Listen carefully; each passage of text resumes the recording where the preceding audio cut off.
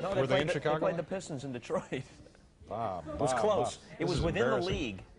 It was in the same conference, I think. It was an Eastern Conference matchup, Dave. Yeah, you tell me, whatever you want to do.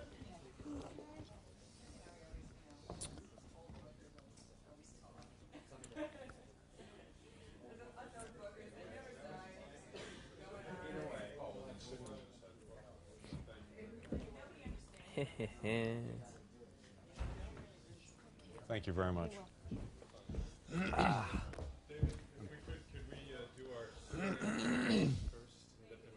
Do what, sir? The promos? Promos that air in his own show. I'll be staying up later with Bob Costas. They will be airing in your show. All right, we're doing some promos. Okay, very quiet, please. In 5, 4, 3, 2. Hi, here's good news. Like you haven't seen enough of me already, I'll be staying up later with Bob Costas. Once more. Please clear the set. Well, that guy sounds cranky. In 5, 4, 3, 2. Hi, here's a good idea. I'll be staying up later with Bob Costas like you haven't seen enough of me already tonight. Once more, David, stand by.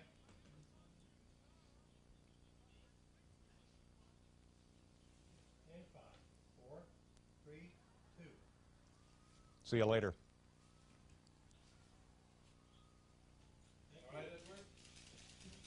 No photographers. You said no goddamn photographers. Clear the set. Oh, it's not really a photographer, it's Al. So did you go out with Ina instead after the show last night? Did I? Yikes.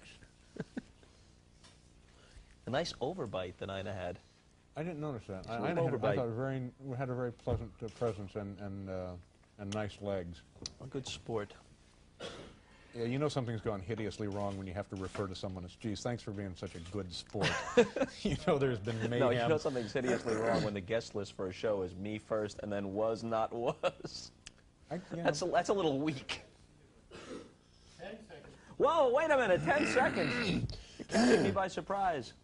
Jesus Christ, I hate this. Yeah, no, you don't. I do. I'm nervous as hell. Yeah, you are. Okay, no more pixies. All right. Oh, Pixies, boy, oh boy. Check the crew list. 10 seconds. In 5, 4, 3, 2. Oh, God. Thanks for staying up later. I'm Bob Costas. Hi, Bob. You're pretty nervous, right? This is unpleasant for me. Not because it's you, it's just unpleasant for me, as are most aspects of my life. Just generally speaking, you're a depressed and No, I wouldn't say confused depressed. man? I just think some people are born to not be as happy as other people. And, you know, like up with people, those are really happy people. Mm-hmm. I am not that happy. New Christie minstrels, Yeah. sort of sister groups. Yeah, right. What's the happiest you ever are? That will happen when the tape stops rolling for this show. Well, let's see if we can speed it up. We would play it at a different speed and just get him the hell out of here in 5 or 6 minutes. It has nothing to do with you, by the way. Yes, it does. No, I'm it has taking nothing personal to do with offense. you. No, because I've liked you for a long time. I don't know why, but I'm just a little jumpy. Just a little jumpy today. Is there anything we can do to calm you down? Yeah. Oh, of course there is, but perhaps we should keep moving. I think we probably should. Does your mom still feel that what you do is just a few notches above carnival worker? Mom thinks I am with the circus. Mom has not seen the show, which is fine with me. Mom has a normal American life and doesn't stay up till 12:30, or in this case, even an hour later. So, you know, she calls from time to time to see how the receipts are doing and wants to know if we still work under the big top, you know. And so it's a little charade we both play. And once the circus gets in a guy's blood, it's not coming Oh, yeah, out. sawdust in the veins. Yeah. Yeah, yeah. But it's more like the good kind of cholesterol, so you don't really have to worry about it. Yeah. When you were a kid, what did your mom and dad want you to be? Out of the house, mostly. Yeah. I don't know. It was never discussed. We never had career day at the Letterman house. And I think, I don't know. It was never discussed. I had a lot of trouble in high school, and at one point they wanted to put me into a vocational training high school downtown where I would have been beaten up on a regular basis. And it was just never discussed. And then by the time I decided to move to California, my father had passed away, so there was one less person to break the news to. Yeah. So he missed something awful.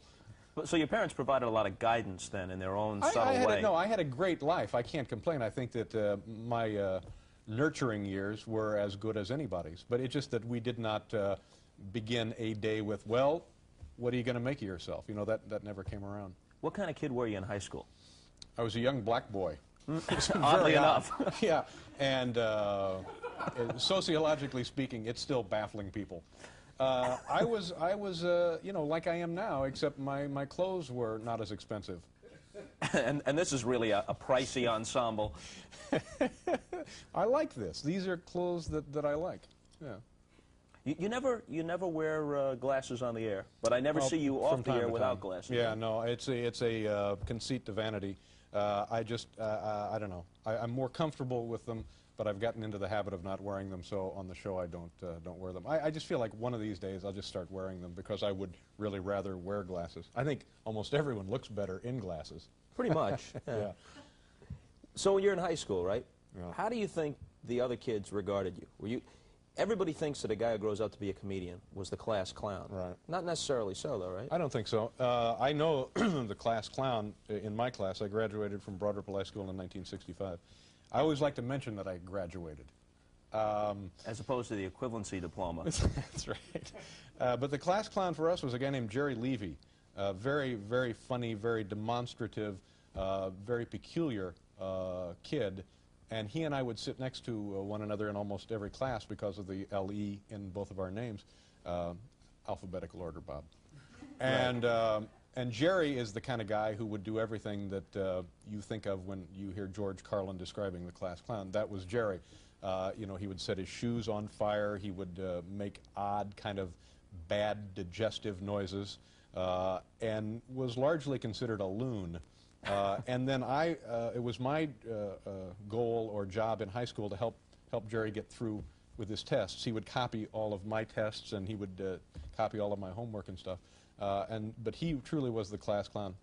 But essentially, I would have a great idea, and I would pass it on to Jerry. It would be something like, Jerry, pretend you're sick. You know, and then Jerry would work on that. And stick his finger down his throat, actually get sick. Yeah.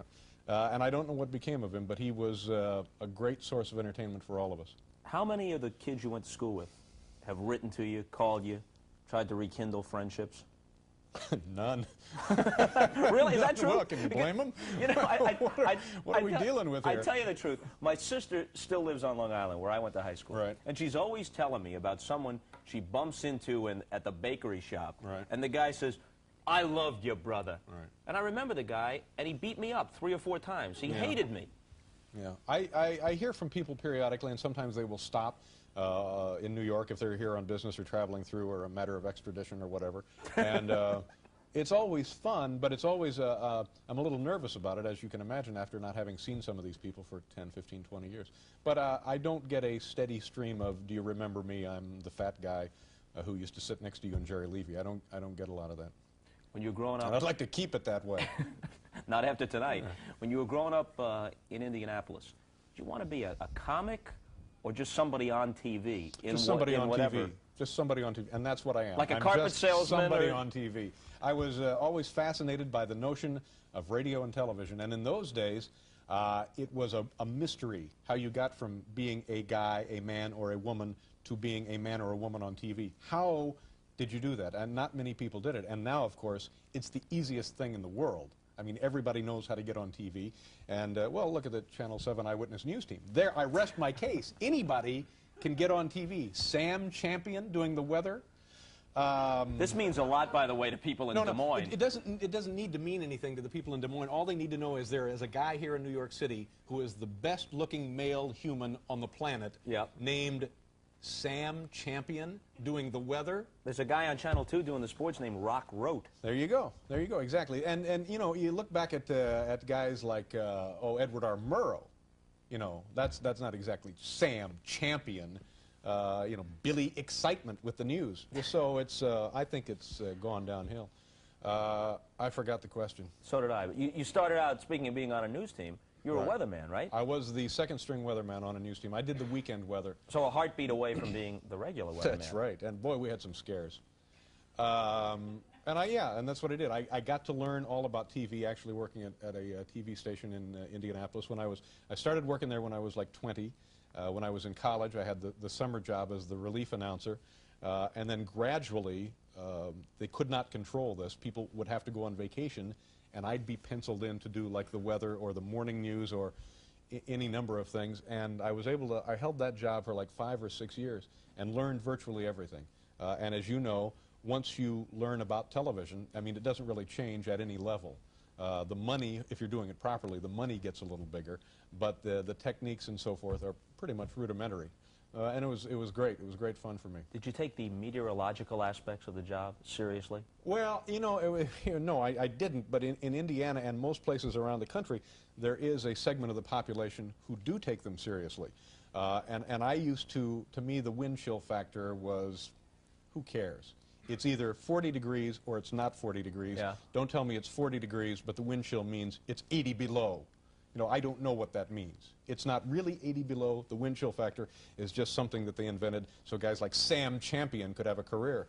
And then one day I got a call from somebody who was in charge of warehousing soft drinks. And on the strength of my forecast, he had decided to turn off the heater in the warehouse. And lost like 400 billion gallons of Diet Pepsi or something because it froze and exploded and killed some people. Oh, God. And, and on that note, we're more than certain that you'll be staying up later. And we go to the little montage of your career. Oh, God.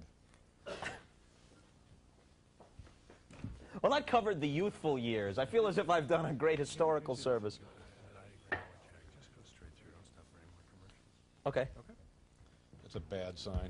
What's that? And the producer has to come up and suggest something. Trying to pump some life into this, Bob. Do anything. What? You've seen Freddie come up and things are going particularly well? Yeah. Do it that? All right. All right.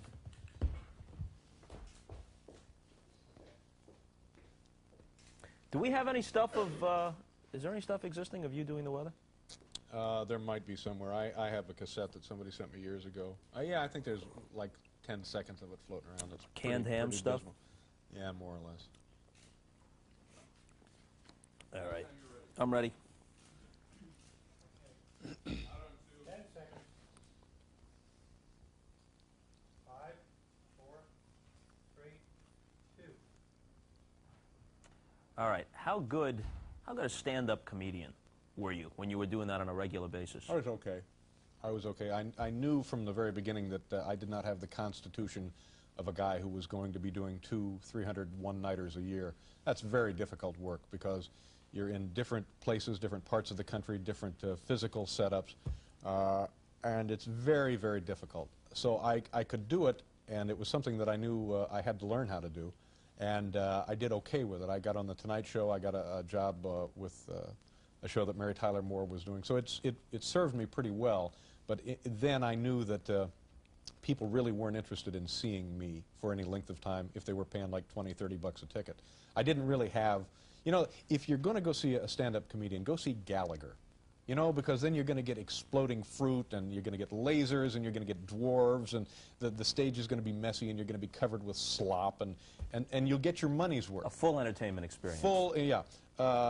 And I don't mean that to sound demeaning, although I guess it does, but I apologize. Oh, it's a hell of a recommendation. If people haven't seen Gallagher now, they're leafing through the paper, finding out when he's coming to their town. But that's what people want to do if they're paying a sitter to look after the kids and they're paying for parking and they're going to go out for dinner. They don't want a skinny little dorky guy like me standing up there saying, hey, did you see the Inquirer today about that diet? They don't want that. They want to see something explode. They want to go home thinking, geez, we got our money's worth, and plus I have some Gallagher debris on me, But then there are guys who aren't gimmicky, like Jay Leno, Jerry Seinfeld. Well, guys who just go out and do good material. Right, and but the difference between those two guys and myself, they're far more prolific. These guys early on made a commitment to this, and they're very bright and very, very funny, and know that they're good enough to be really, really successful at it. I kind of came into it backwards. I had the television background first, and knew that if I wanted to get anywhere with that, I needed something else. But the difference between the two gentlemen you mentioned and myself is they can continue to turn out really, really solid material. And my standard response to a club owner when I would work someplace, the guy would say, "We'd like you to do 40 minutes." I would say, "Well, what about 38? You know, I just shave any time off I could." And usually that was the audience response as well. Did you have an idea in your head, some vague idea about what it was you did best? And I still don't. You I'm know, good with my hands. sort of woodworking, Yeah, like yeah, shop class. Sure. Making tire irons and little stools. I don't know. I don't know. No, I never had a... I knew that I just wanted to be in television or even radio, and that's what I enjoyed doing the most. When you got the morning show on NBC that Right. wound up being canceled, you were doing a lot of the same sort of thing that eventually was very successful in late night, and for reasons that probably had to do more with the time slot than your performance, the show failed. Did that make you think that maybe you couldn't do it? Did you come into the late night thing with a lot of anxiety? I'm sorry, I wasn't listening. Good. Nor were most of the people out there. No, it was the morning Well, show. let me make it more direct, and that way your mind won't wander. Coming off screwing up on the morning, did you think you sucked and you'd just go down the drain the late night? Yeah, well, yeah, I mean, any time in show business, television and so forth, you don't know. Your one shot may be it. So after the morning show was canceled, I really didn't know, and it was a great period of anxiety for me. And fortunately, I was very, very lucky. I have been as lucky as anybody can get in show business and television because I got another chance. And the morning show was largely kind of an on-the-air audition because we had many obstacles to overcome, not the least of which was the time period, as you suggested, but a lot of stuff. We came to New York ready to do that show thinking we had all of the answers, and like Tuesday, after we had gone on the air, we realized we didn't have hardly a clue. So it was, if anybody had watched the show from the first day to the day we were canceled, and I find that hard to believe, that they could do that, I think they would have seen a really strange kind of experimental evolution that might have been in some respect pleasing and in some respect disgusting or embarrassing. But after it folded, I was worried that I'd never get another shot. Although that show represented the first time anybody recognized the comedic genius of Edwin Newman. Ed Newman was great. I can remember it was Fred Silverman's dream to put together a family of people on the show, and we got Ed Newman as our newsman. And I had never met him before.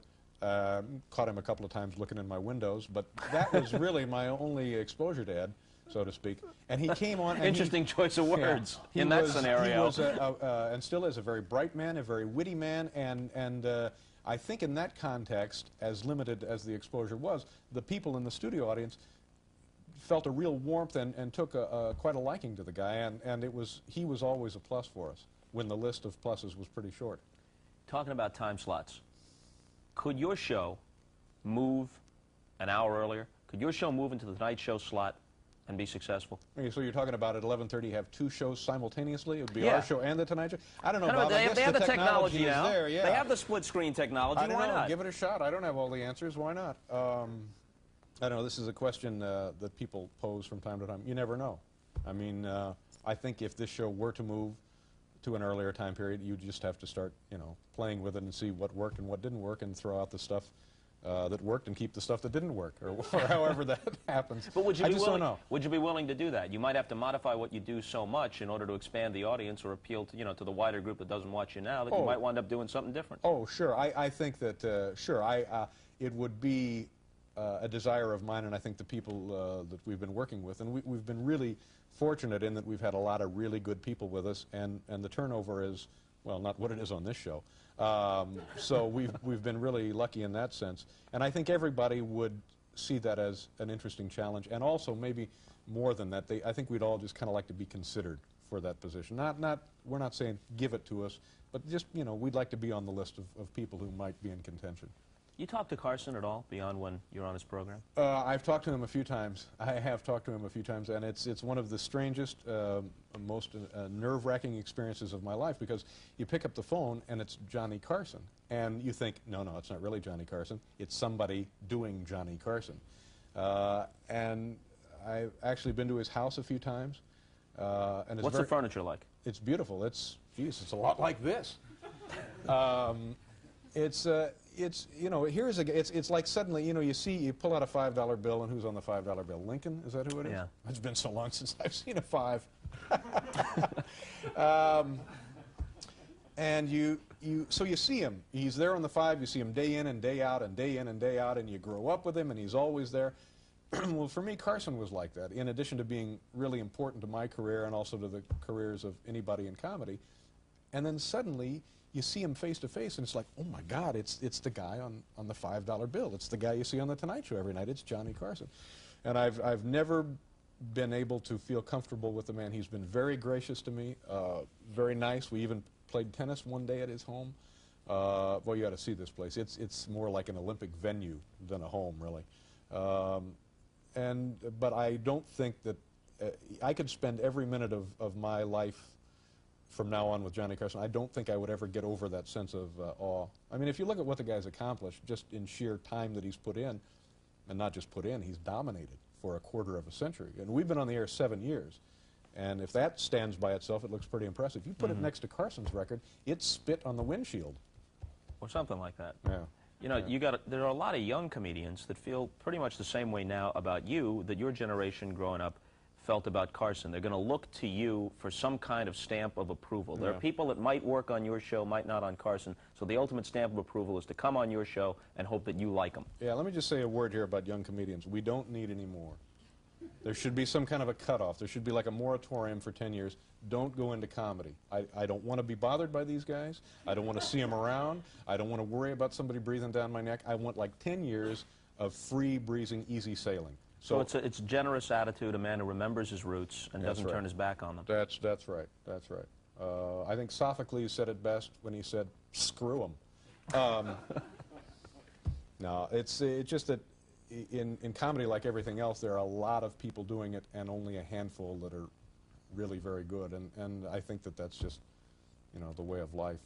Is it hard for you if someone you worked with at the Comedy Store or the Improv calls you or calls your agent and says, hey, I was friends with Dave, I want a shot, and your best professional judgment is, can't do it? Well, it has happened, and I guess it happens to everybody who has a television outlet. I guess it's happened here. It happens everywhere.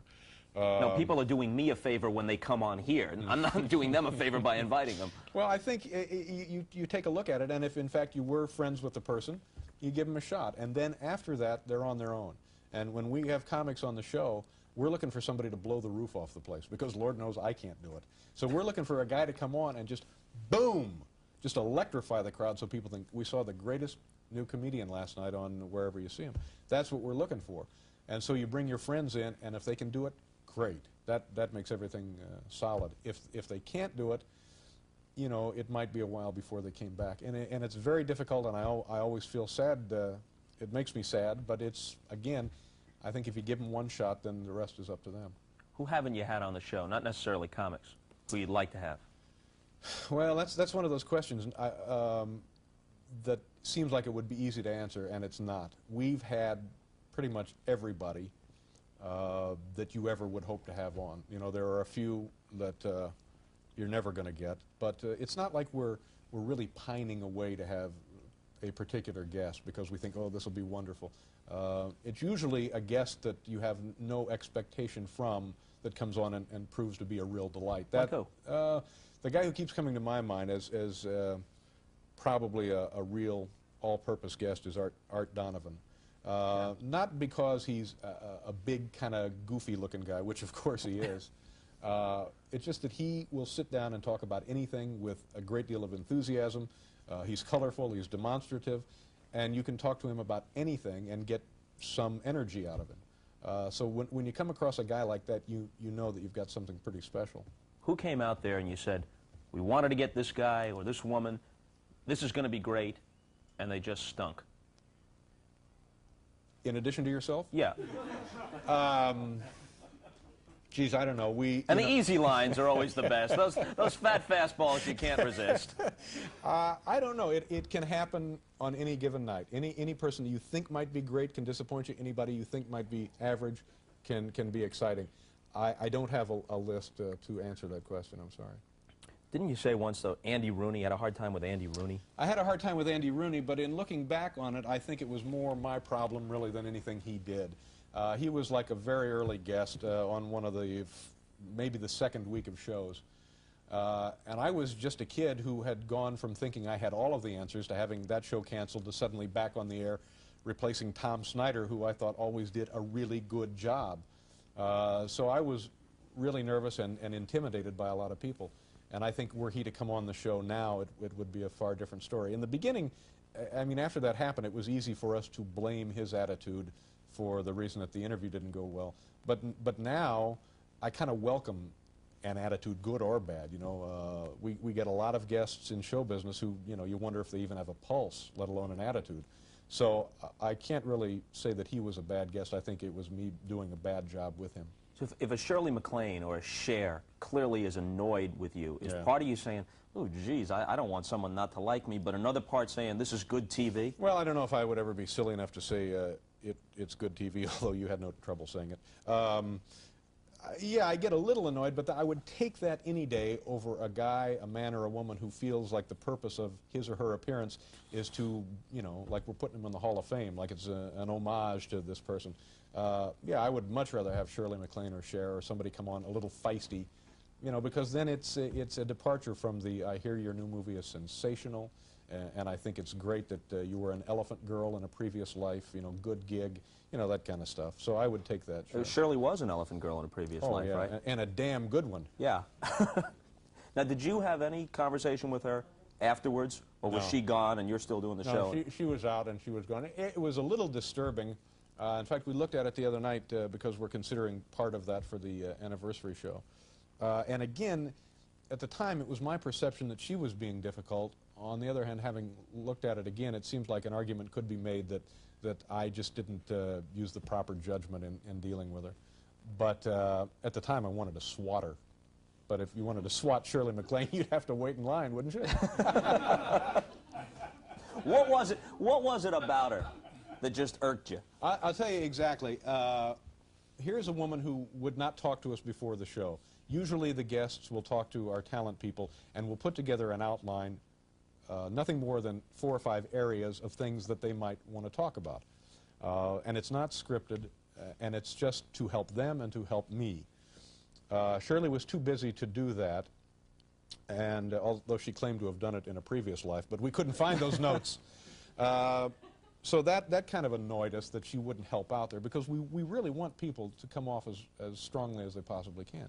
So that annoyed us a little bit going in, and then we put together questions about her movie, which she wanted to mention, obviously, and also about a major portion of her life, which is this past life stuff and future lives, and she's written books and been in films and on and on and on about this, and we thought that that was fair enough. And then when presented with that information, she decided she didn't want to talk about any of it. And at that point, you want to reach over and say, well, you know, why didn't you answer the phone at the hotel this afternoon? We could have talked about anything you wanted to talk about. But of course, the rub there is the audience at home shouldn't need to worry about that. That's not their responsibility. That's our little problem, you know. Sometimes you can deal with it. Sometimes I have less patience for it. When you asked Cher, I remember this very distinctly. Apparently, you tried to get Cher on the show for a while, and now she comes on, you say, how come you'd balked? And she says, because I thought you were an asshole. Yeah. Okay, and you were definitely taken aback and a little wounded by that. Yeah. What did you see in her eyes at that point? Well, what I was thinking at the time, in all honesty, was, wait a minute. Here's a woman who was married to Sonny Bono. She's calling me an asshole. And then also, I thought later, she has a tattoo on her body she's never seen. So figure out where that might be. Did she used to date Mark Gastineau? Yeah, it did. I guess I'm still naive enough to take that at face value, and I was a little wounded by it. And then I thought later, well, you know, what are you being a baby about this for? So I got over it in a couple of weeks. Is there any validity to the charge that, sure, this guy's funny, but sometimes for the sake of being funny, he's going to hurt people unnecessarily? Either make celebrities uncomfortable, which is one thing, right, or take everyday people who are defenseless and really make them look like fools. Yeah, I mean, if that is a perception, then you have to assume that there is some legitimacy to it. It's never our intent. And my reaction, and I think the reaction of most people who are trying to do a comedy show, is if you see an opportunity to make a joke, well, you know, use your judgment, follow your instincts, and do it. And sometimes, and I guess with my particular demeanor or personality, people look like that looks to people like I'm picking on them or making fun of them. And especially in the beginning, I got a lot of heat for that. And it bothered me because it sure was not my purpose to get a show so I could make people feel uncomfortable.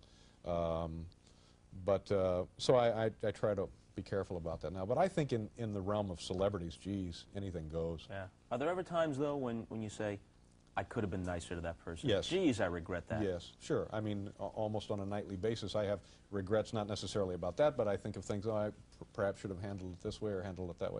Yeah. I think if you don't have regrets, it means that you're doing something really wrong. I mean, you can only learn by identifying something that might have been a mistake and then working toward improving that or correcting it. Yeah. What do you think is better about the show now than 2-3 years ago? Where has it evolved to? Well, I think the color has improved on it. Yeah, the technology keeps improving. We're down to that half-inch videotape, and it's wonderful. What is better about the show? Geez, you know, I can't answer that question. That's a question that somebody with a little more objectivity would have to discuss. I don't know. We hope that it's better. We try to make it better each night. It's interesting. You just never know. This is what troubles me. You just never know where the obstacles might present themselves. And you never know how different the obstacles can be from previous obstacles. But that really should be a given. The part that troubles me about that is still when I get a new obstacle, I may be thrown by it. You would think after all these years that drop almost anything in the road and I can circumnavigate. But I'm still amazed that stuff just drops out of the sky and brings things to a screeching halt. But you have the kind of feel on the show where if everything really goes wrong, it sort of fits in. So what if the camera all of a sudden tilts up and starts spinning around in circles or the desk collapses? Right. So what? Yeah, that would be good. But sometimes you would be surprised. That will throw me. And something happened the other night, even before we turned on the videotape, which threw me. I go up into the audience for a couple of minutes just to say hello to the people before the show. And I always do that just so I can kind of feel, are they happy, are they depressed, are they hurried to get home, in a hurry to get home, are they up, are they down? Just a minute before they rolled the tape, I see a woman in the audience with binoculars looking at me, and I thought, this is unusual. I haven't seen this in 7 years. And I said, excuse me, ma'am, you're not a sniper, are you? A small laugh from the audience, and she said, no, I have a disability. Still thinking that this was a line to pursue, I said, what is it, you're nearsighted? And she says, no, I'm blind. Please don't make fun of my disability. I have to live with it. And now, ladies and gentlemen, the comedy star of our show, ba-boom! She said it just like that? Just like Please that. don't make fun of my disability? Please don't make fun of my disability. And rightly so. So a chill goes through the audience. Talk about a wind chill. And then we had to start the show. And this troubled me for two reasons. One, that I had been insensitive, although inadvertently insensitive. And two, it just, the audience, you know, you could see them gathering their belongings, wanting to get out, you know, like it's, so that was tough. And I thought, why couldn't I have, after all these years, handled that a little bit better? You know, but it plagued me through. In fact, it was the show you were on. Yeah, so pretty much you're hit with a double whammy. 2 seconds before you go on, this lady makes this comment, then the first guest is me, and you know this isn't going to the Smithsonian. Yeah. Although I did think later, and I know this is going to sound awful, no, I won't even say that. No, go ahead. No, I can't no, you have say, to. No, I can't say it because then it would only compound the first mistake. Go ahead. I'm not going It'll to. get it out of your system. No, don't make me hit you. It'll be a catharsis. Has anybody ever tried to hit you? When you go out there, let's say you're Mr. Curious, you're on a street and you just want to look inside somebody's briefcase. Anybody ever haul off and pop you? I have been punched a couple of times in the office, which I find really discouraging. The only time that I felt that I was in, I've seen a look in people's eyes where I thought maybe they wanted to punch me. One was Oliver Reed. Is that the guy? Yeah. He was, I hope it was Oliver Reed. He was goofy. I think it was Willis Reed, wasn't it? And the other one was a guy named Crispin Glover, who they both had that look in their eyes like, you know, the circuits have shut down. I'm going to do something now that will require a lot of therapy. And I thought I was going to get it both times. How about when Jane Seymour came on? Remember that time? Jane Seymour is the paragon of gracious living, and she's going to show you her book of old country homes and how you prepare a nice breakfast when you live in a castle that costs $13 million. And you weren't up for that, and she wasn't able to return service either. Well, that was, I think, our mistake, because that's the kind of thing, although unspoken, there's no real policy about it, we sort of would like to get away from. That's fine. She's a wonderful woman, a very nice lady, and if she wants to write a book and show you photos of how glamorous her life is, that's just great. You know, more power to her. But I just, you know, I don't know. I'm not fascinated by ways that she makes her life more glamorous. I don't really care. You know, I hope the book was a huge success, but so from that standpoint, I think it was probably, again, our mistake for having her on. Who's come on the show where you just felt an almost childlike awe about the person? I see that sometimes with you and athletes. Yeah, sometimes, especially if it's a guy that an athlete that I grew up kind of admiring. Childlike awe, you know, I never had that even when I was a child, so I don't know that it would be applicable here. But sometimes I tell you the most interesting thing I've ever seen on the show. We had was it Gaylord Perry? Yeah, spitball guy. Who's the big knuckleballer? Oh, Phil Necro. Phil Necro, yeah. Right. We've had both of them on the show, as a matter of fact. Phil Necro was on and was going to demonstrate to me the knuckleball. Not so much how to throw it, because I've heard guys explain how to throw it for years and never felt like it's anything I could do. So Phil was going to throw one to me. And so I back off about 40 feet in the studio, and I have a catcher's glove. And Phil winds up and throws me like a half-speed knuckleball. And I was stunned because it literally, without any visible rotation, was being propelled forward. And it just kind of dropped into the mid and became tough to handle, or tough for me at any rate. But I thought, it was like looking at a magic trick. There was no spin on the ball, and I thought, geez, if he can do this half speed and at 40 feet in the studio. So that really impressed me. It's pathetic that impressed me. That's an interesting choice. Of all the things that have happened on the show, well, Phil Necro's knuckling. Yeah. Well, I mean, I don't think that you would ever, or the average person would ever be in that position to see truly the dramatic effect of what that is. What makes Terry Garr a good guest? Because she finds me really annoying. And No, she doesn't. She's crazy about you. Well, I don't know about that. I think that Terry Garr is money in the bank almost in any format. I enjoy her acting. I think she's a great actress, and I think she's very, very funny as a person and as a personality. And she seems to understand what people are looking for in a talk show guest. I couldn't be fonder of her. Who found Larry Bud Millman? When we started the show, we hired a couple of writers who had done a student film, I believe at NYU, and they had found him, and I'm not sure where. They had put him into their student project and showed us these films, and we kind of liked his presence, and we started using him on a real regular basis very early on. How much of what's going on does he understand? Well, I think you can't really safely apply the phrase, what's going on, to Larry. There's nothing going on. Didn't Larry there. used to spend a lot of time with Marvin Gaye before Marvin tragically passed on? God.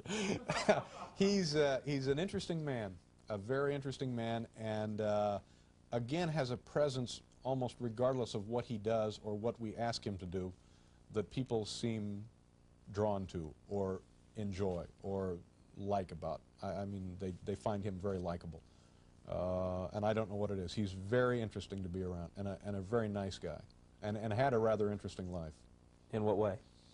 In ways that I really would feel uncomfortable discussing without him being here. He was raised by poodles, I'll give you that.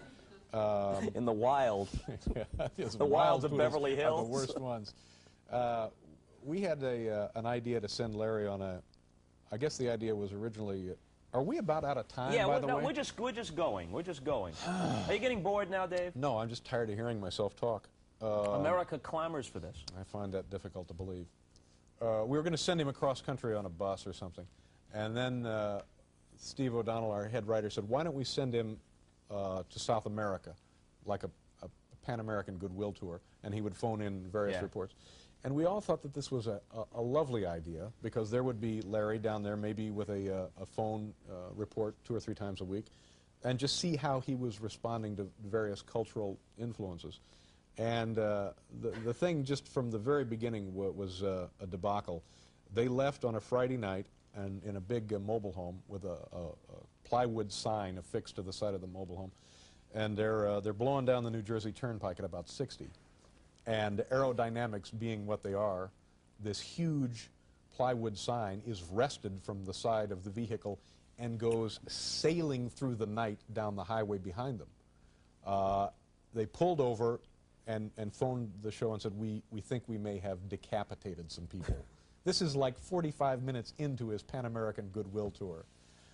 And nothing ruins Goodwill like highway mayhem. Yeah. You know? And a few deaths early establish a tone that's hard to overcome. It really is. It stays on your record. And then from that, it just got to be, it was silly. It was like Larry thought that the purpose of this trip was a vacation for him, and would we please stop bothering him?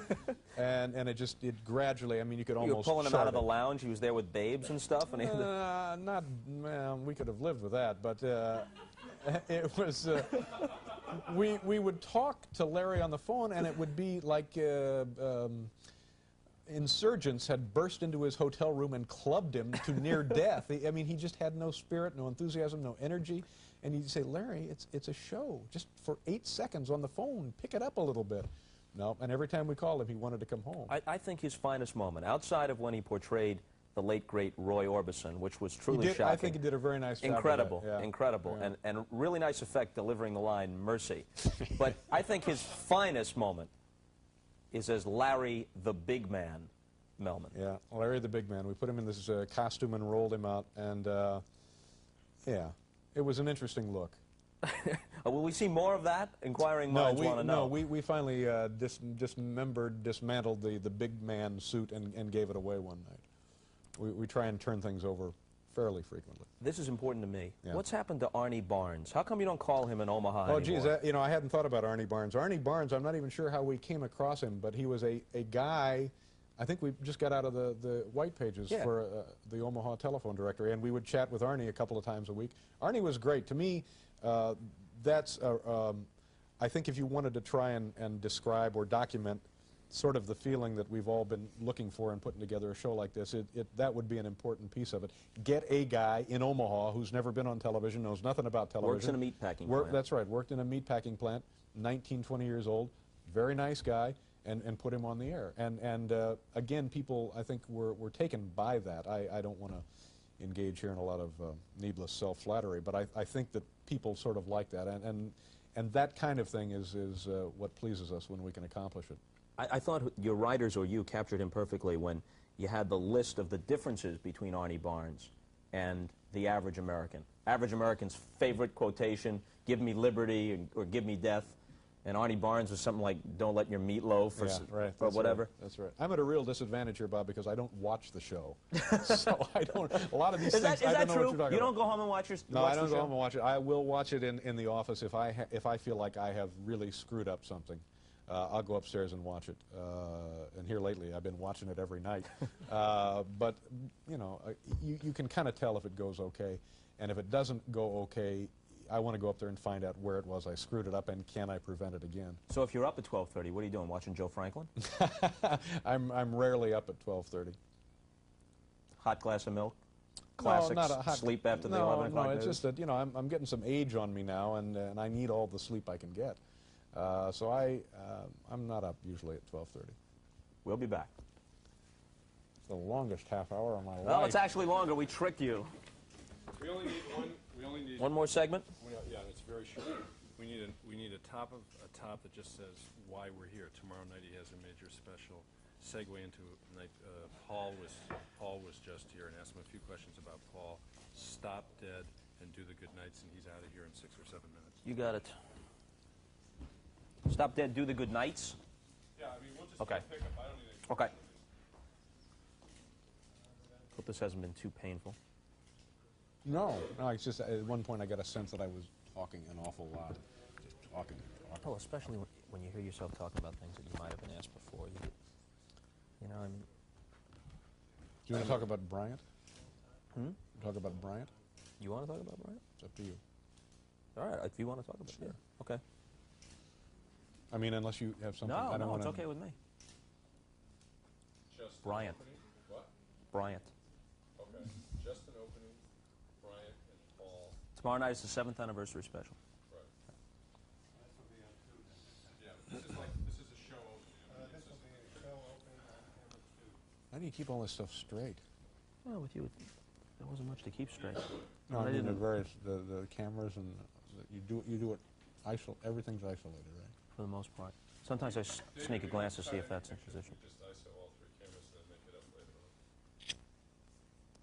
on. Ready? 10 seconds. In 5, 4, 3, 2. Thanks for staying up later. First things first, David Letterman's 7th anniversary special tomorrow night in prime time. What time? 9:30, I believe. It's an hour and a half tomorrow. What sort of thrills can we expect? Same old crap, by and large. So it's a must. Set those VCRs. Yes, circle kind of a your TV compendium guide. of crap. Yeah, it's, I don't know, you look at the stuff and some of it is fun to see again. We each year try and include more new stuff than old stuff, but then you look at some of the old stuff and you think, well, it's the kind of thing people might be interested in seeing one more time. It's a very difficult process. A lot of people spend a lot of hours pulling the videotapes, and then the hard part is just looking at it over and over and over again. And once you've seen it once or twice, suddenly you think, why did we even bother getting this off the shelf? So it's difficult. Now, what's your equivalent of Ed Ames throwing his tomahawk on Johnny's show? Well, I guess, I ought to have an answer for this. Attaching yourself to the wall with I think the Velcro, Velcro suit, maybe lowering something yourself like in that. Alka-Seltzer tablets. Yeah, something like that. I don't think it has yet achieved the notoriety that the Ed Ames clip has. Its place in destiny. I don't think we're close to that yet. When an anniversary show approaches, is there an avalanche of mail? Show me this, show me that. I don't think we ever get what you could describe as an avalanche of mail. So the full week's mailbag is the 5 or 6 that get on Pretty viewer much it. mail? Yeah, that's right. There's usually one left over, looking for a recipe or something. No, I don't think we get a lot of mail around anniversary time. I don't. It's hard to judge. You just don't know how much of it people want to see again and how much new stuff they would like to see. You have no way of knowing, so you're left to your own instincts, and it's difficult. But we always try to make it a really solid representation of the show. Does Bryant Gumbel send a congratulatory wire or a card? No, we haven't heard from Bryant. Haven't actually seen Bryant in quite a while. I saw a great deal of him from Korea on the Olympics, and thought he did a great job. Thought you did a great job, as a matter of fact. But haven't spoken to Bryant. What would happen if you and he were coming opposite directions down a narrow hallway right now? You think you might just look at one another and say, this has been so stupid? Well, I don't even think it's at that level. I've always had a lot of respect for what he does on the Today Show, and even before that when he was in sports and stuff. So I'm inclined to like what he does professionally, and I think he knows, as I know, that the whole thing is silly. This little feud, I think he understands that it's a game. I don't think he takes it seriously. I don't take it seriously. I think it's great fun, and I think he probably thinks it's great fun. I just can't believe that he would, really be annoyed or irritated by any of this. So you think his tongue is in his cheek when he says, I don't like him, I think he's a jerk? Yeah, I think so. To me, that's comedy. Yeah, I think it's a little like big-time wrestling. I mean, his producer asked us to interrupt their show, their primetime Today show. He was in the meeting when it was discussed when we would interrupt the show, so he knew all about it. And if you watched his show, the primetime Today show, you couldn't tell that we had done anything. The only impact was on our show, where we had the cameras looking at them, and so you could see that we had interrupted another show. So he knew all about it, and the damage to his show was minimal. And what we interrupted there was a rather sacred interview with Don Johnson and Philip Michael, whomever. So, yeah. And it's been so many years that I have to believe that if he were taking all of this seriously, that would suggest a pretty silly man. And I don't think he is a silly man. So can we look forward to something like that moment when Sinatra, I guess it was, brought Martin and Lewis together, and your eyes meet across a stage in some magic television moment, and you embrace, and all of America feels this sense of relief and a great warm glow? Yeah, I mean, if that's what you're interested, Bob, seeing me and Bryant embrace, sure, I think we can arrange that. Would you like to do it right here on this program? I'll do it anywhere. Could that be arranged? I mean, I think it's been a great deal of fun. I think he knows it's been a great deal of fun, and I don't care if there is ever any kind of public settling of this or private settling of this. I know he's not taking it seriously, and I certainly don't take it seriously. Speaking of great moments on television, what's your idea of good TV? See, again, here's one of these questions that I ought to have an answer for. I like, monster truck racing. I like that. On ESPN, Yes. Car crushers, that kind of stuff. I could watch that hour upon hour. I think that's what television is. That's what television ought to be. We're Americans. We want it. We love it. We can't live without it. Little wrestling, perhaps? Into wrestling? Exactly. I love wrestling. Bobby the Brain Heenan and Gorilla Monsoon with an in-depth analysis? Bobby the Brain Heenan is from Indianapolis, Indiana, my home city. Yeah. And Bobby was involved in wrestling in Indianapolis. He was in the era of Dick the Bruiser, who in the Midwest you couldn't get a better-known wrestler than Dick the Bruiser. True. You knew him, I guess, from in St. Missouri. Louis. Yeah. And we would go to the matches periodically. They'd always have a big Thanksgiving card. That's the kind of thing you want to top off Sure. a family day. Some turkey and cranberries, and then let's go watch the Iron Sheik decapitate Hulk Hogan. Real Currier and Ives kind of stuff. And we would go to these things, and Bobby the Brain, even then, I thought it was a real touch of kind of genius. I mean, he was from Indianapolis. Dick the Bruiser, I think, was from Indianapolis, but always was introduced as from Reno, Nevada, the world's most dangerous wrestler. And I thought, geez, I wish I could be known as the world's most dangerous anything. And by the way, how do you prove that, you know? But Bobby the Brain Heenan, who was not Bobby the Brain in those days, was actually a wrestler, little puny guy that he is. And he always had himself introduced as being from Beverly Hills. And the wrestling crowd on Thanksgiving night, I mean, you couldn't have said anything more irritating to these people than to have this little weasel, this little bleached blonde geek coming into the ring as having been from Beverly Hills and all that that would possibly suggest. And I thought in those days I predicted big things for Bobby. Big deal. And what a talent scout you turned out to be. You know, the single most terrifying phrase, though, in wrestling is when a grappler is announced as being from parts unknown. Oh, brother. Ooh, that sends a chill down my back, you know? What kind of background does this guy have? There used to be Doesn't even have a green card, this guy. There used to be a guy called the Masked Terror, and he was from parts unknown. Yeah. Yeah. It was pretty exciting in those days. But, you know, there's a whole generation of us, and we look to you to carry our banner, who honestly believe that a real good half hour of TV is reruns of Home Run Derby, The People's Court, My Three Sons. Yeah, Nick at Night is pretty much my favorite channel. Yeah, they're doing some pretty interesting things there. And I found here lately also, I guess on the Disney Channel, they rerun Ozzie and Harriet. And that's very easy to watch and very entertaining. Sure it is. Yeah, they're very appealing people. The phrase that I remember from Home Run Derby, whoever was doing the announcing of that, and it was something that the guy's name was Mark Scott, I think. A guy would drill a shot to the wall in Home Run Derby, and he said, anywhere else in America, that would be a solid base hit. But here on Home Run Derby, it's a long out. Yep. That's right. Home run or nothing here on Home Run Derby. Remember, they would interview the guy who wasn't up. So Duke Snyder would hit one home run, and then Willie Mays would come up and he'd say, Duke, I guess you've seen a lot of Willie in regular games. Why, yes, I have. We play all the time. Sometimes at the Polo Grounds, sometimes at Ebbets Field. Yeah, there's a Willie's league a for fine this player. kind of thing. Yeah.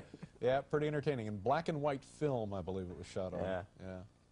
Where'd you find Schaefer? Well, that's not the question. He was already a well-known guy. What made you select Schaefer? Well, he was our only choice, really. We found out early on when we were putting the nighttime show together that he was available and that he was interested, and we said, that's it, you got it. I mean, I knew enough of his background. I knew more about him, I guess, as somebody who really was good at comedy, somebody who was very funny, and knew less about him musically. But the combination of the two, we felt like this is the guy, no more calls. And he continues to be, from my perspective, night in and night out, the best part of the show. I mean, he's very important to me. The band is very important to me. And even if everything goes horribly wrong on the show, at least I know the audience has heard really nice, exciting live music in the studio. Unfortunately, on the show at home, they don't get to hear as much of them as yeah, they play hard-driving stuff just before you come on, and that picks the audience up. Regardless as to what happens, it always makes me feel better. I just like their presence. I like their music, and if he were to decide to leave the show, I'm not sure that I don't know what I would do. I would maybe think of not doing it anymore because I just can't imagine getting used to another guy in there. It could be done, I guess, but I would find it very discouraging. How much of the exchanges are at least loosely scripted, and how much entirely ad-lib? I would say 90% of them are just loose exchanges, not scripted at all. Sometimes it works, sometimes it doesn't work. But I enjoy him as a presence and would feel like I was not wearing pants if Paul were not there. You know, and I've done the show a couple times without pants. Yeah, behind the desk you can do that. Yeah, anything goes. And wasn't that the start of the whole damn thing with Gumbel? Because Lawrence Grossman, then the president of NBC News, wasn't wearing pants, and if you didn't have to report that fact to America, none of this would have happened. That's right. That was the whole thing. That's the genesis of that. Do you and Schaefer socialize? We have, yeah. I don't think that he or I could say we're best friends, and I don't think we, you know, I wonder if we were the best of friends off the show, whether we would have the same kind of chemistry on the show, if you can call it chemistry, I don't know. I kind of like the idea that we're friends, we're friendly, we work together, we go to dinner, we celebrated New Year's Eve together and so forth, but I don't... I in wonder, Times Square? Yeah, and they're picking pockets. I don't know. I think maybe everything is better this way.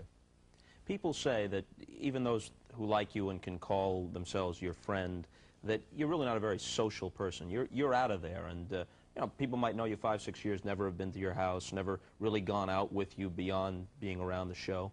Well, yeah. What's wrong with that? So you're grouched? What the hell's the matter with you? I don't know. I just I don't know. I don't know. I have friends. The people that I work with, I have really good friends. People that I've known for 7, 8, 9 years now from doing the show, and I consider them my friends, and I hope that they feel the same about me.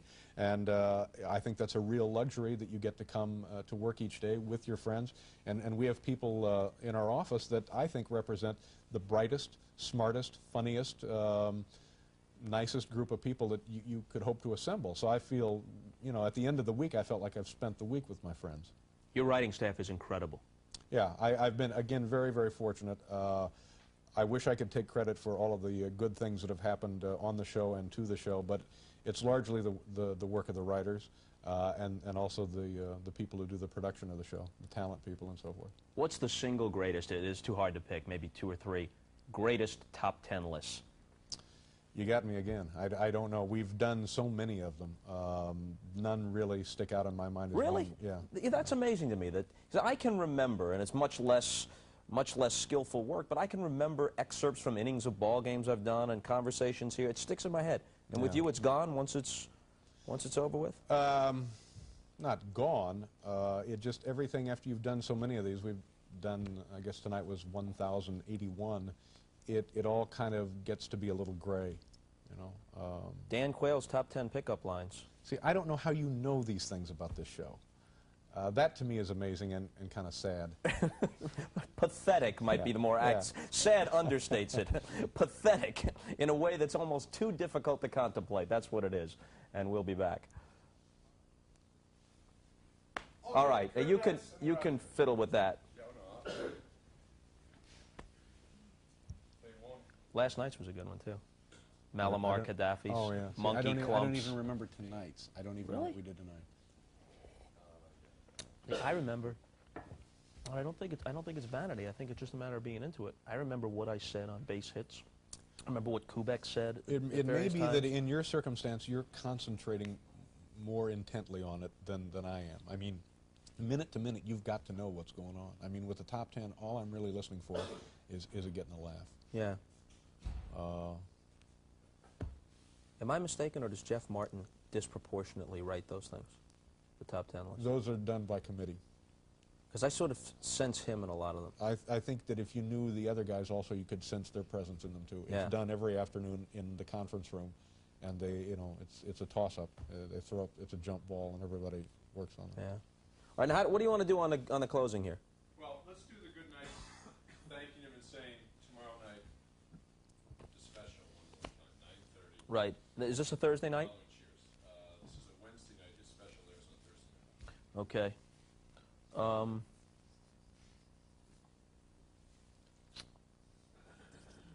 Make it short because we're loaded this stuff. Okay, okay.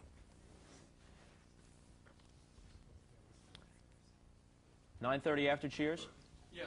It's an hour and a half, right? Right. 5, 4, 3, 2. Tomorrow night after Cheers, right here on NBC, 9:30. The Letterman years. Is that what they're calling it? It's a 7th anniversary special. An era in American history. Yeah, Most people pretty much remember where they were the night you came on the air, don't they? I don't even have an idea. See you later.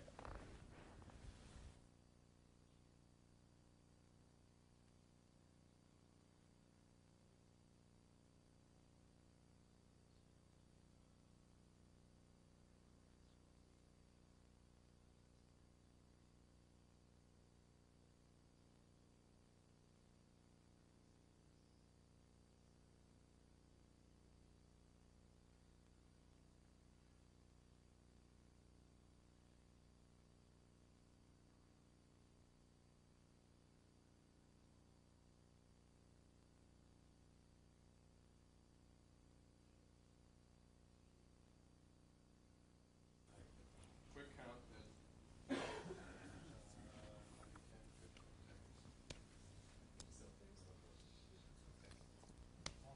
So this is This is the Tuesday show? back tomorrow night and then airs on 2 days. Okay. And 5, 4, 3, 2. Do it again. 5, 4, 3, 2. The man is just too fascinating. He has to come back tomorrow for a second installment. And a reminder, the 7th anniversary Letterman special is Thursday night after Cheers, 9:30 here on NBC. You getting the 7-year itch? No. Still having a pretty good time. I'd like to get out of here, though. No chance. Tomorrow. See you later.